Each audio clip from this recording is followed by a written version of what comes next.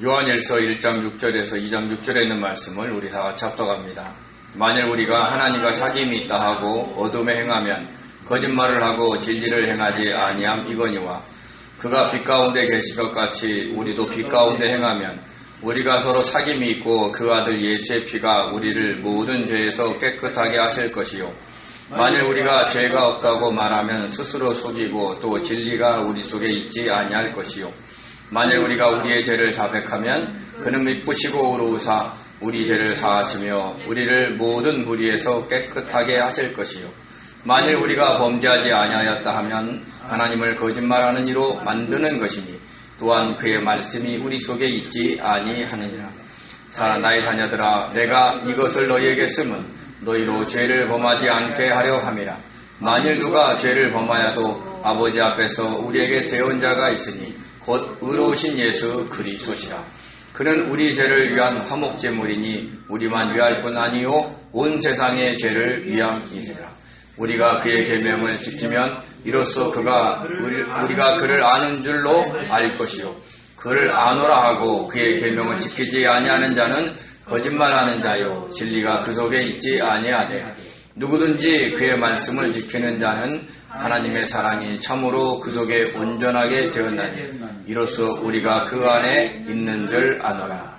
그 안에서 산다고 하는 자는 그가 행하시는 대로 자기도 행할지니라. 아멘. 은혜로우신 하나님 감사합니다. 하나님께서 말씀을 선포하는 시간 하나님 붙잡아 주시고 귀한 말씀이 잘 선포될 수 있도록 성령님 역사하여 주시고 우리에게 심령밭이 열리게 은혜 베풀어 주시옵소서. 감사하며 예수님의 이름으로 기도드립니다. 아멘. 전사님 그 화레이를 잠깐 끌까요? 설교 시간만. 네.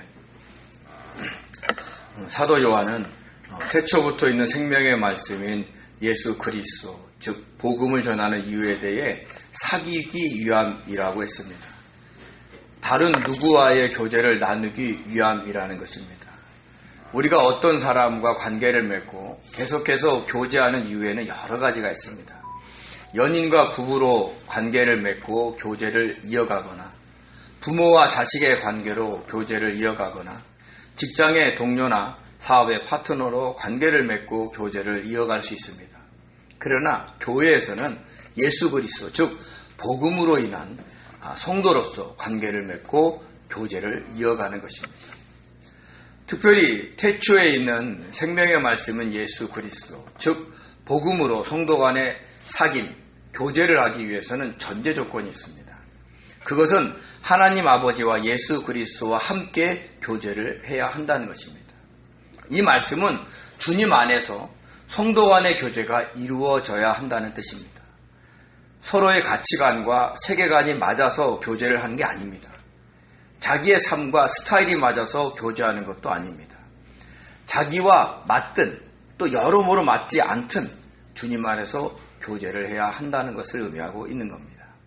그러기 위해서 사도 요한이 제시하는 것은 먼저 빛이신 하나님과 사귐이 있어야 한다는 것입니다. 주님께서 말씀하신 것처럼 먼저 마음과 목숨과 뜻을 다하여 하나님을 사랑하고 그 다음에 내 자신과 같이 내 이웃을 사랑하라 하는 것과 같습니다. 빛이신 하나님을 사랑하고 그분과의 사귐이 있는 가운데서 생명의 말씀인 주님 안에서 성도 간의 사귐과 교제가 있어야 한다는 뜻입니다. 만약에 이렇지 않고 우리끼리 좋아 보인다 그러면 관계가 좋지 않을 때는 서로 분란이 일어나기도 합니다. 그래서 대체적으로 교회에서는 공식적인 모임에서는 서로를 존대해 줘야 됩니다. 근데 너무 친하다 보니까 공식적인 모임에서도 언니 동생하고 형 아우 하는 분들이 있어요. 처음에는 관계가 좋습니다. 근데 그게 어떤 일로 해서 틀어지잖아요. 그러면 그 사람을 존대하는 말을 쓰지 않기 때문에 함부로 하는 말을 해요.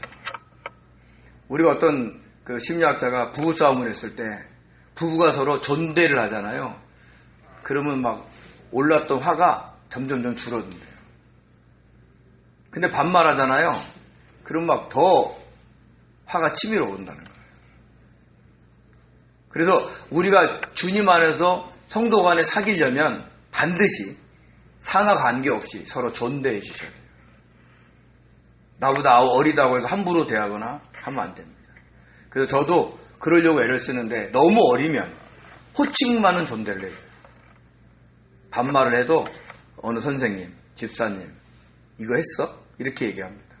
근데 그렇지 않고 어이 집사 이거 했어? 이러면 관계가 좋을 때는 그 소리가 거슬리지 않는데 관계가 나쁠 때는 거슬리거든요. 그래서 우리가 주님 안에서 성도와 사귐을 가지려면 우리가 서로 존대하고 존중해줘야 돼요. 특별히 교회에서 공식적으로 모임이 있을 때는 이것을 꼭 지켜주시기 바랍니다.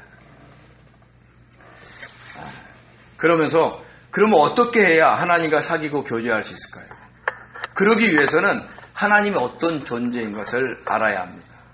그래서 사도 요한이 하나님에 대해서 말하기를 하나님은 영이시라, 하나님은 빛이시라, 하나님은 사랑이시라 라고 했습니다. 즉 하나님은 영이시고 빛이시고 사랑이라는 것입니다. 그 중에서 빛이신 하나님과 어떻게 사귈 수 있느냐에 대해서 오늘 요한일서 1장 6절에서 2장 2절까지 그 범위에서 세 가지 경우를 언급합니다. 우리가 무엇을 잘못하면 사귈 수 없는지, 반대로 무엇을 잘하면 사귈 수 있는지를 가르쳐 주고 있는 것입니다. 우리 요한일서 1장 6절에서 7절을 같이 읽겠습니다. 만일 우리가 하나님과 사귐이 있다 하고 어둠에 행하면 거짓말을 하고 진리를 행하지 아니함이거니와 그가 빛 가운데 계신 것 같이 우리도 빛 가운데 행하면 우리가 서로 사귐이 있고 그 아들 예수의 피가 우리를 모든 죄에서 깨끗하게 하실 것이요. 아멘.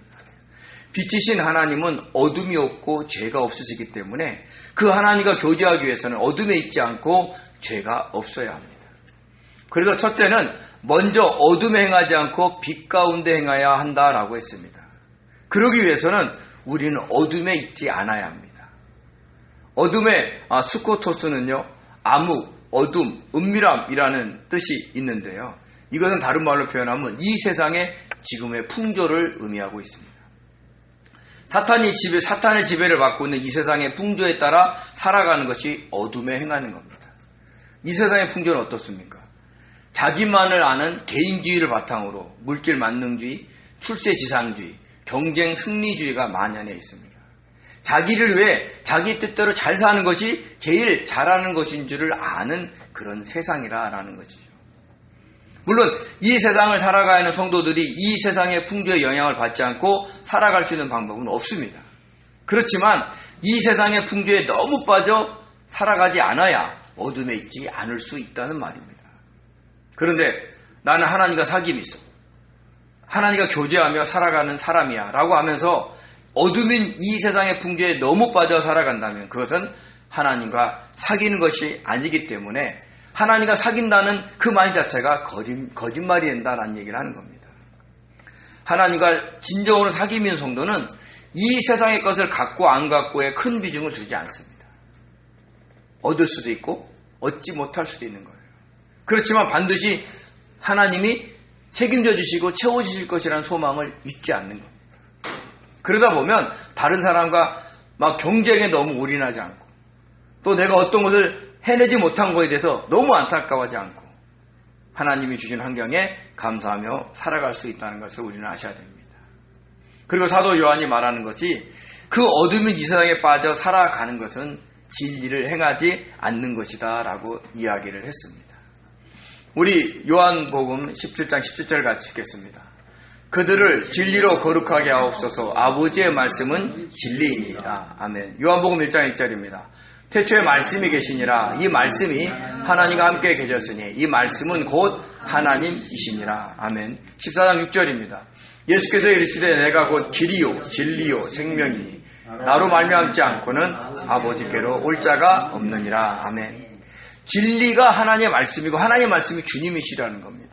그러므로 진리를 행하지 않는다는 것은 하나님의 말씀대로 살지 않는다는 것이고 주님의 뜻대로 살지 않는다라는 말입니다. 그러나 성도인 우리가 비록 이 세상의 풍조에 영향을 받고 살지만 그 가운데 속에서도 주님의 뜻대로 주님의 말씀대로 살아간다면 그것은 빛 가운데 살아가는 것입니다. 그러면 빛이신 주님과 교제하며 살아가고 있는 것이고 그 토대에서 우리가 서로 성도 간에 교제하며 살아갈 수 있다는 이야기를 하고 있는 겁니다. 그리고 그렇게 빛 가운데 살아가면 어떤 은혜가 있냐면 예수의 피가 우리를 모든 죄에서 깨끗게 해 주신다라고 했습니다. 빛 가운데 살아가다 보면 어둠인 이 세상의 풍조에 따라가고 싶어하는 자신 안에 있는 죄들이 보이게 됩니다. 마음 깊은 곳에 견고한 진으로 둘러싸여 있는 그 죄들이 보이는 것이죠. 그러면 자연스럽게 회개하게 되고, 그러면 예수의 피가 우리를 모든 죄에서 깨끗하게 해 주신다라는 것입니다. 깨끗하게 하다의 카타리조는요, 깨끗하게 하다, 땅을 정화하다 이런 뜻이 있습니다. 물리적, 의식적, 종교적인 의미가 굉장히 강한 단어입니다. 즉 회개하면 죄로 인해 더러워진 우리의 심령밭을 깨끗하게 정화시켜 주신다라는 것입니다. 그러면 하나님과 사귐이 있고, 그러면 성도 간의 사귐도 활발해져서 영지주의를 주장하며 성도들을 유혹하는 이단에게서 교회를 보호할 수 있다는 것입니다. 오늘날도 영지주의와 같은 이단들, 즉 신천지와 하나님의 교회와 같은 이단들은 자신들의 교리를 아는 사람들만 구원을 받는다고 주장하면서 유혹을 하고 있습니다. 근데 그런 유혹을 막을 수 있다는 거예요. 이런 사귐이 있다면. 왜냐하면 그들은 자신들과 함께 공부하는 것을 다른 교인들에게 말하지 말라는 겁니다. 그러니까 외롭게 있는 사람들, 다른 사람과 분란이 있는 성도들은 말하지 않지요. 그런데 교회 내 성도 간의 사귐이 친밀해지면 어떻습니까? 그런 말을 할까요, 안 할까요? 친밀해지면 합니다. 그래서 몰래 들어오는 이단들을 막을 수 있다라고 사도 요한이 이야기를 하는 겁니다. 그래서 이단들에 의해서 성도들이 빼앗기는 교회의 특징 중에 하나가 성도 간의 사귐이 친밀하지 않다는 거죠. 둘째는 빛으로 오셔서 우리의 죄를 지적해 주시면 진솔하게 자백해야 한다라고 했습니다. 우리 요한일서 1장 8절에서 9절을 같이 읽겠습니다. 만약 우리가 죄가 없다고 말하면 스스로 속이고 또 진리가 우리 속에 있지 아니할 것이요. 만일 우리가 우리 죄를 자백하면 그는 미쁘시고 의로우사 우리 죄를 사하시며 우리를 모든 불의에서 깨끗하게 하실 것이요. 아멘. 사람은 본능적으로 자기를 사랑하기 때문에 어떤 일이 생기면 자기를 변호하거나 변명하기에 급급합니다. 어떤 핑계를 대서라도 자기의 행동을 합리화하려고 하는 것입니다.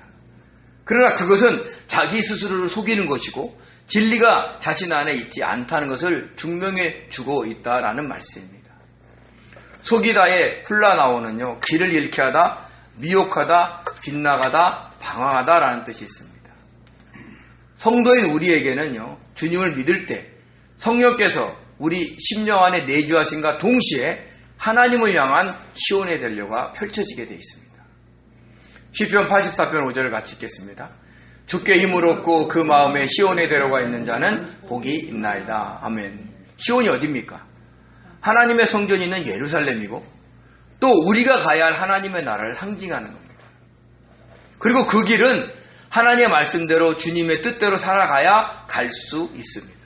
그런데 자신은 죄가 없다고 주장하면서 자기의 뜻대로 살아간다면 그 시온의 대로를 잃어버리거나 방황하게 한다라는 뜻이 됩니다. 당시 영지주의자들은 자신들만 구원받을 수 있는 그 비밀스러운 지식이 있다라고 했습니다. 오늘날 이단들도 그렇죠. 자기들의 교리를 알아야 구원받는다고 하는 겁니다. 자신들이 가는 길이 참된 길이라고 하면서 그들은 영은 선하고 육은 악하다고 주장했습니다.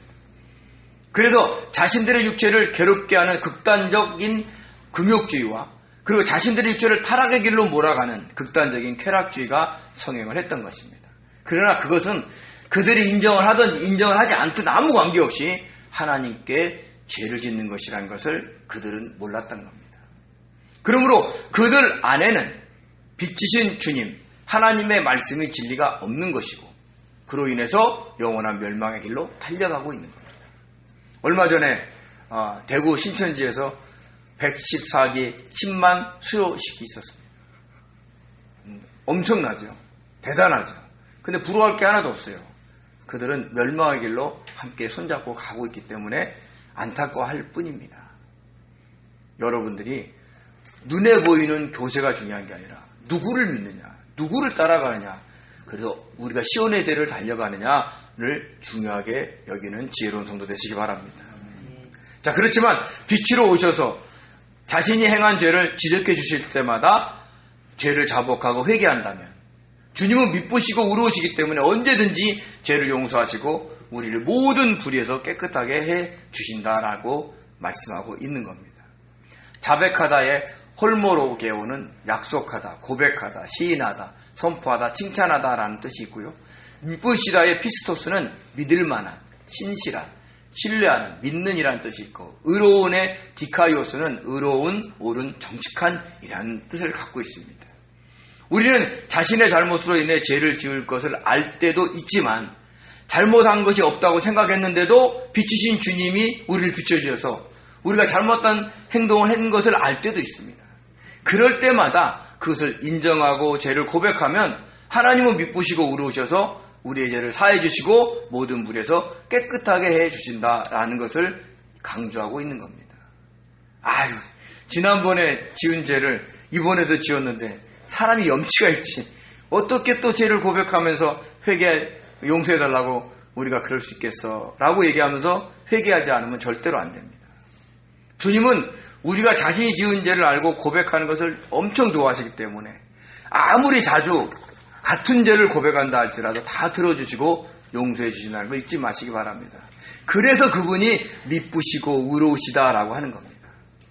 주님은 우리의 모든 죄를 품에 안고 죄인이 되셔서 십자가에서 화목제물로 죽으셨습니다. 우리의 모든 죄를 사해 주신 겁니다. 그래서 우리가 천국에 들어갈 수 있게 된 것을 믿으시기 바랍니다. 그러나 우리의 모든 죄가 사함 받는 것이 온전히 이루어지는 것은 주님이 재림하셔서 최후의 심판을 하실 때입니다.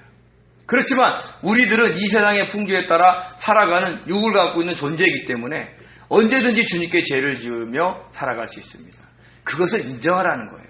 그리고 죄를 지을 때마다 죄가 생각날 때마다 같은 죄라 할지라도 계속해서 자복하고 회개하라라는 말씀입니다. 그러면 그때마다 주님께서 우리의 죄를 용서해 주시는 겁니다.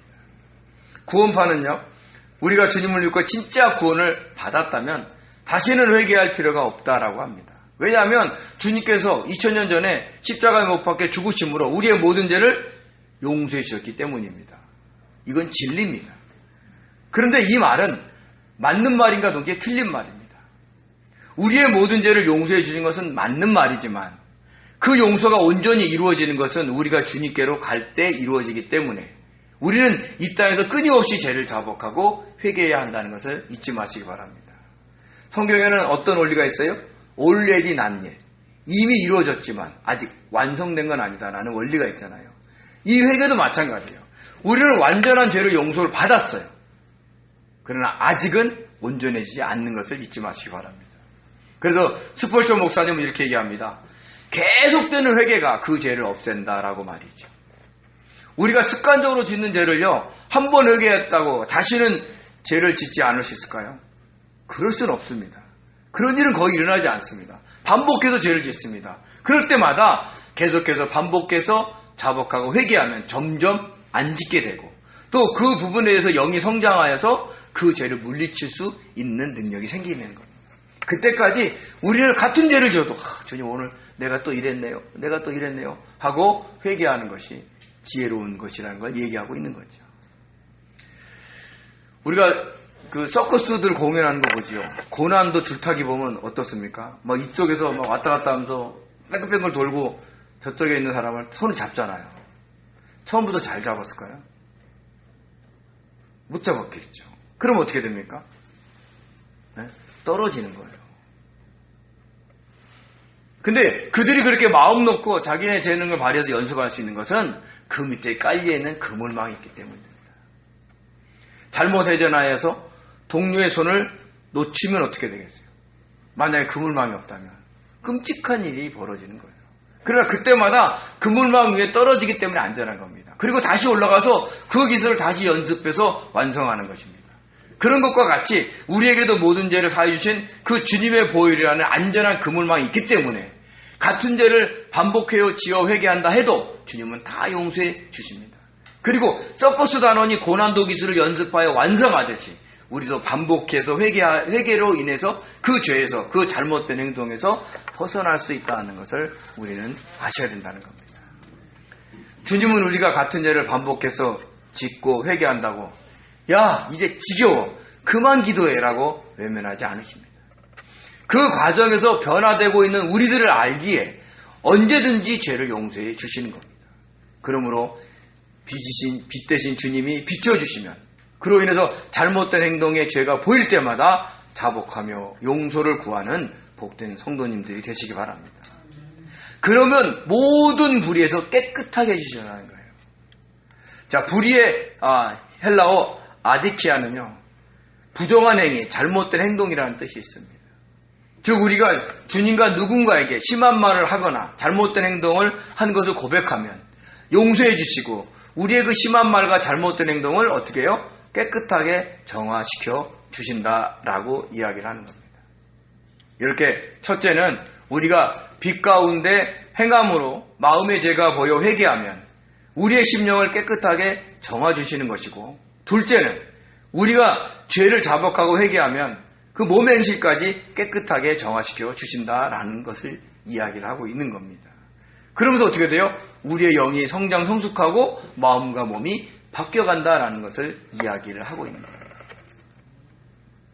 그래서 우리가 생각날 때마다 회개하는 것은 부끄러운 게 아닙니다. 오히려 주님 앞에 용서를 구하고 우리가 변화되는 그런 계기가 될 수 있다는 걸 잊지 마시고 늘 생각날 때마다 보여주실 때마다 회개하는 지혜로운 성도 되시기 바랍니다. 셋째는 우리가 죄를 범할 수 있는 사람임을 인정해야 됩니다. 우리 요한일서 1장 10절을 같이 읽겠습니다. 만일 우리가 범죄하지 아니하였다 하면 하나님을 거짓말하는 이로 만드는 것이니 또한 그의 말씀이 우리 속에 있지 아니하니라. 아멘. 우리는 자신이 특별히 나쁜 사람이라고 생각하지 않습니다. 왜냐하면 다른 사람들에게 특별히 잘못하는 것이 없기 때문입니다. 사도 바울도 그랬습니다. 그렇지만 빛 대신 주님께서 다가오시자 자신 안에 아담으로부터 내려온 그 교만의 죄가 웅크리고 있는 것이 보인 거예요.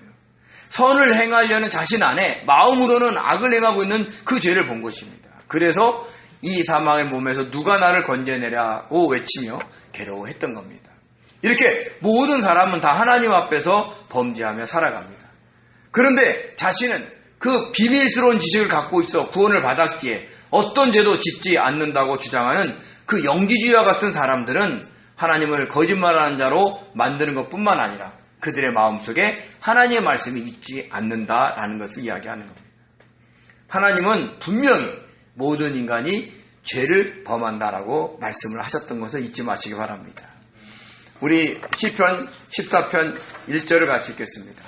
어리석은 자는 그 마음에 이르기를 하나님이 없다 하는도다. 그들은 부패하고 그 행실이 가증하니 선을 행하는 자가 없도다. 있어요, 없어요? 없습니다. 이사야서 53장 6절입니다. 우리는 다 양 같아서 그릇 행하여 각기 제 길로 갔거늘 여호와께서는 우리의 모든 죄악을 그에게 담당시키셨도다. 우리 뜻대로 사는 것이 하나님께 죄악이기 때문에 감당하셨다는 거예요. 로마서 3장 23절입니다. 모든 사람이 죄를 범하였음에 하나님의 영광에 이르지 못하더니. 아멘. 이렇게 분명하게 말씀 속에서 우리가 범죄한다는 걸 이야기하는 거예요. 근데 자신은 범죄하지 않는다고 하니까 그 자체가 하나님을 거짓말하는 자로 만드는 것이라는 얘기를 하고 있는 겁니다. 이단에 빠진 사람들 대부분은요, 자신들의 교주는 죄를 짓지 않는다고 생각해요.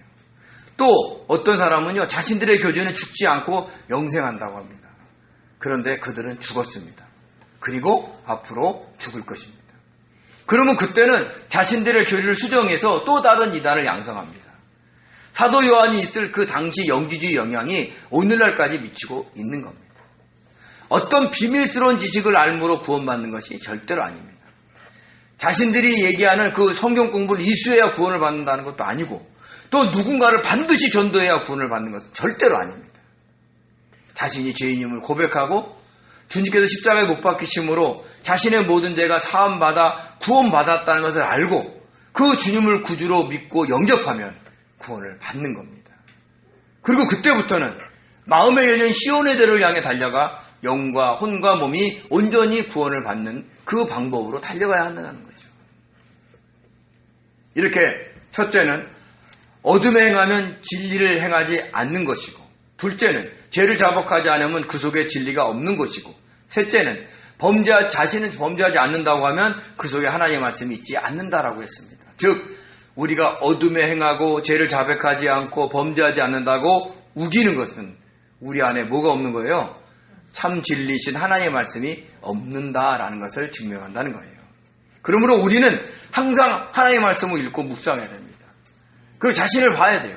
그리고 그 말씀대로 순종하며 살아가야 됩니다. 그래야 빛 대신 하나님과 친밀하게 사귀며 교제할 수 있다는 것을 잊지 마시기 바랍니다. 그러면서 사도 요한은 범죄에도 자신을 위해 대언해 줄 예수 그리스도가 있다는 것을 성도들에게 알려줍니다. 우리 요한일서 2장 1절에서 2절을 같이 읽겠습니다. 나의 자녀들아 내가 이것을 너희에게 쓰면 너희로 죄를 범하지 않게 하려 함이라. 만일 누가 죄를 범하여도 하나님 앞에서 우리에게 대언자가 있으니 곧 의로우신 예수 그리스도시라. 그는 우리 죄를 위한 화목제물이니 우리만 위할 뿐 아니요 온 세상의 죄를 위함이심이라. 아멘. 사도 요한이 성도들을 향해 나의 자녀들아 라고 한 것은요 90세가 넘은 사도 요한의 마음을 그대로 담아 부른 겁니다. 나이가 많은 목회자가 교회에 모여있는 성도들을 바라볼 때 얼마나 사랑스럽겠습니까? 우리도 손주를 보면 너무 귀엽고 예쁘지 않습니까? 부모들은 자식들을 엄하게 키울 수 있어도 대부분의 할아버지 할머니는 손주를 엄하게 못 키웁니다. 아무리 잘못해도 이쁜 걸 어떻게 합니까? 무조건 사랑스럽죠. 그런 심정으로 우리의 아들이었던 사도 요한이 변화돼서 어둠에도 행하고 죄를 짓기도 하고 자신은 범죄하지 않는다고 우기는 성도들을 자녀로 바라보는 겁니다. 우리도 교회 안에서 다른 성도들을 이런 마음으로 바라봐야 돼요. 어둠에 행하고 죄를 지었고 범죄하지 않는다 우겨도 사랑스러운 자녀를 대하듯 성도를 대해야 우리가 교회 안에서 사귐이 있고 친밀한 교제가 이루어질 수 있다는 것을 잊지 마시기 바랍니다. 사도 요한이 이렇게 부드럽게 성도를 부른 것은 자신이 범죄했다고 고백하면 회복할 수 있는 길이 있으니까 안심하라 라고 부른 겁니다. 그러면서 자신이 하나님과의 사귐에 방해가 되는 것과 친밀하게 하는 방법을 쓴 것은 너희들로 하여금 하나님께 범죄하지 않게 하려는 것이다 라고 했습니다. 그렇게 될 수 있는 것은요 누가 범죄해도 회개한다면 언제든지 그 하나님 앞에서 변호해주는 대언자가 있기 때문입니다. 대언자 파라클레토스는요 돕는 자, 중개자, 변호사, 위안자, 보혜사라는 뜻이 있습니다. 우리가 죄를 범해도 주님께서 십자가에 못 박혀 죽으심으로 우리의 모든 죄를 사해 주시기 때문에 주님이 하나님께 변호해 주신다는 것입니다. 하나님, 이 사람이 죄를 짓는 건 맞습니다. 그렇지만 그 죄를 회개하고 있지 않습니까?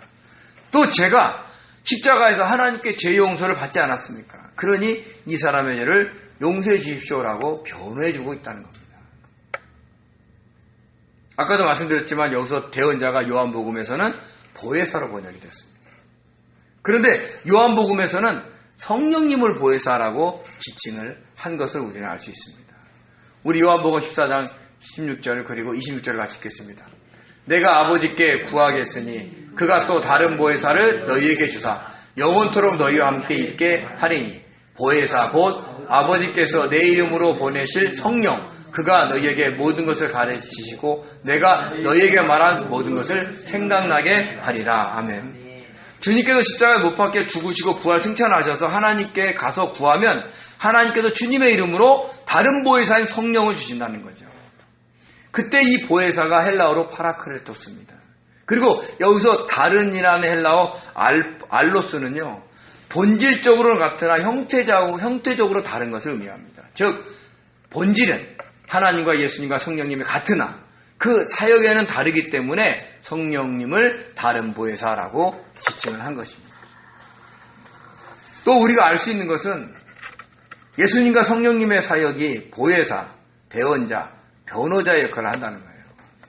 그러니까 예수님도 보혜사로 오신 거예요. 그래서 성령님을 뭐라고 해요? 다른 보혜사라고 이야기를 한 거죠.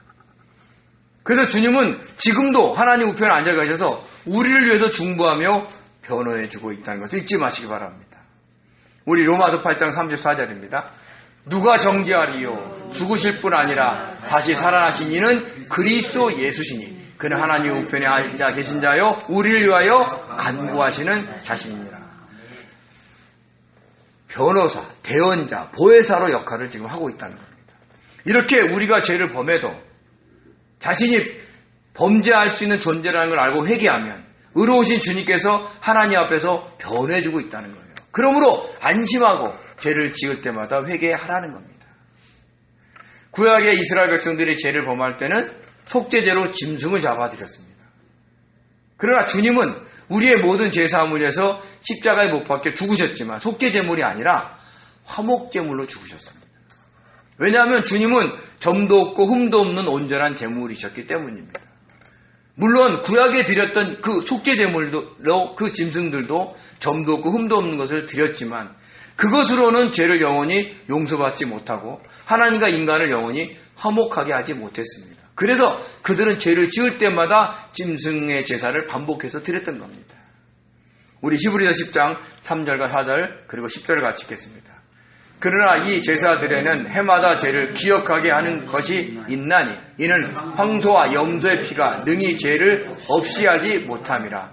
이 뜻을 따라 예수 그리스도의 몸을 단번에 들이심으로 말미암아 우리가 거룩함을 얻었노라. 아멘. 짐승의 피로는 죄를 완전히 없앨 수 없었지만 예수님은 우리의 죄를 완전히 없애주셔서 우리가 거룩함을 얻었다는 것입니다. 안전한 그물망을 펼쳐 놓으신 겁니다.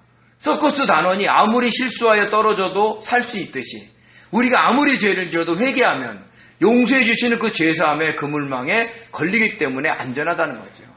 그래서 거룩한 자가 되었기에 거룩한 하나님과 화목하게 지낼 수 있게 된 것이고 하나님과 사귀고 교제할 수 있게 된 겁니다.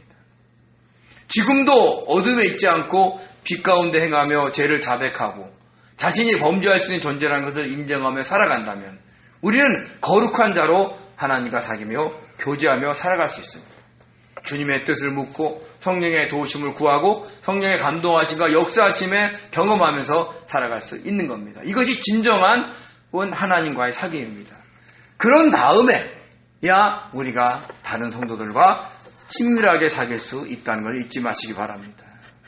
그러니까 먼저는 주님을 통해서 하나님과의 관계가 회복이 돼요. 그런 마음으로 성도를 바라봐야 진정한 사귐을 할 수 있다는 것이라는 것을 잊지 마시기 바랍니다. 또 사도 요한은요, 하나님과 사귐에 있어서 할 수 있는 방법을 제시합니다. 그것은 바로 하나님의 계명을 지키는 겁니다. 왜냐하면 하나님의 계명을 지킨다는 것은 하나님을 알고 있다는 뜻이기 때문입니다. 우리 요한일서 2장 3절에 6절을 같이 읽겠습니다. 우리가 그의 계명을 지키면 이로써 우리가 그를 아는 줄로 알 것이요 그를 아노라 하고 그의 계명을 지키지 않은 자는 거짓말하는 자요 진리가 그 속에 있지 아니하되 누구든지 그의 말씀을 지키는 자는 하나님의 사랑이 참으로 그 속에서 온전하게 되었나니 이로써 우리가 그 안에 있는 줄을 아노라. 그 안에 산다고 하는 자는 그가 행하신 대로 자기도 행할지니라. 아멘. 그런데 하나님의 계명을 지키지 않는다면 하나님을 안다는 것은 거짓말이고 하나님의 말씀인 진리가 그 속에 있지 않다라는 걸 이야기하고 있습니다. 즉 하나님을 진심으로 안다면 하나님의 계명을 지키지 않을 수 없다라는 거예요. 계명의 엔톨레는요, 명령, 계명, 훈령이라는 뜻이 있는데 이는 하나님께서 성경을 통해서 말씀하신 모든 것을 의미합니다. 구약에는 613가지 율법이 있고 신약에는 1051가지의 권면이 있습니다. 이것을 다 통틀어 요약하면 뭐예요? 하나님을 사랑하고 이웃을 사랑하는 겁니다. 여기서 사랑한다는 것은 하나님의 말씀대로 주님의 뜻대로 성령의 인도하심을 따라 순종하면서 사랑하는 것을 의미합니다. 자신의 뜻과 감정에 따라 사랑하는 것이 아닙니다. 그러면 그날의 상황과 기분에 따라 사랑할 수도 있고 그렇지 않을 수도 있기 때문입니다. 어떤 상황이든지 어떤 기분이든지 하나님의 뜻이라면 사랑하라라는 것을 명령하고 있는 겁니다. 또 무조건 잘해주는 것이 하나님이 명령하신 사랑이 아닙니다. 무조건 관심을 가져주는 것도 하나님이 명령하신 사랑이 아닙니다. 때로는 하나님께서 잘해주지 말고 거리를 두라고 하실 때도 있고요. 관심을 가지지 말고 멀리 떨어져서 보고만 있으라고 하실 때가 있는 거예요. 지금 막 당장 가서 도와주고 싶고 관심을 가져주고 싶은데 하나님이 막으시는 거예요. 그런 명령을 성령의 감동을 통해서 말씀하시면 그렇게 순종하는 것이 그를 사랑하는 겁니다. 그러므로 저와 여러분은 하나님과 사귐에 먼저 관심을 갖고 성령을 통해 감동하시는 말씀에 순종하며 살아가야 됩니다. 그러면 가족과 교인과 직장 동료와 좋은 관계를 나누실 뿐만 아니라 그로 인해 하나님께 영광을 돌리며 살아갈 수 있다는 것을 잊지 마시기 바랍니다. 먼저는 누구와 교제해요? 하나님과 교제하는 겁니다. 그런 다음에 이웃과 가족과 교제하는 겁니다. 그로 인해서 우리가 화목하게 사는 그 토대를 이루는 그런 복된 성도의 길을 걸으시기를 예수님의 이름으로 축원드립니다. 기도하겠습니다. 은혜로우신 하나님 아버지 고맙고 감사드립니다. 주님 사랑합니다. 주님의 말씀을 아버지 순종합니다. 우리는 하나님 어둠에 있을 수 있고 죄를 지을 수도 있고 범죄할 수도 있습니다. 그때마다 어둠에서 벗어나 빛 가운데 행하게 해주시고 죄를 지을 때마다 회개하게 하시고 우리가 얼마든지 범죄할 수 있는 잘하는 것을 인식하며 이 땅을 겸손하게 살아가는 복된 성도 될 수 있게 도와주시옵소서. 그로 인해서 하나님께 영광 돌려드리는 귀한 성도 되게 하실 줄 믿사옵고 감사하며 예수님의 이름으로 기도드립니다. 아멘.